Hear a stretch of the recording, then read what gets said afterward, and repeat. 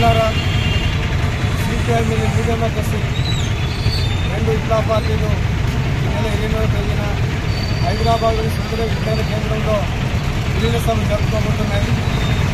దీనికి ప్రాపంచ విస్తృతంగా Marxism, Leninism, Mao ఆలోచన విధానం, సాయుధ పోరాట పందాలను అనుసరించేటువంటి ఒక విప్లవ పార్టీగా, ఏకపార్టీగా నిర్మాణం కావాలనే ఉద్దేశంతో ఈ సభను జరుపుకోబోతున్నాము. అట్లాగే మిగతా విప్లవ సంస్థలతో కూడా ఐక్యం కావడానికి కూడా చర్చలు జరుగుతూ ఉన్నాయి. ఈ క్రమంలో పడిన ఐక్య కార్యక్రమం కూడా జరుగుతున్నది.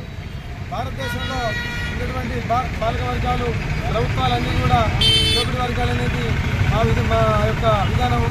అలాగే ఇతర ప్రజాస్వామిక విప్లవం కోసం మా విప్లవ సంస్థ పనిచేస్తూ ఉంది. రాబోయే రోజుల్లో కూడా ఈ విప్లవ సంస్థలు జరుపుకోపోయి మేము ఐక్య కార్యక్రమం చేపడతామని తెలియజేస్తూ సిపిఐ న్యూ డెమోక్రసీ వరంగల్ జిల్లా కమిటీ సభ్యులు రాచర్ల బాలరాజు.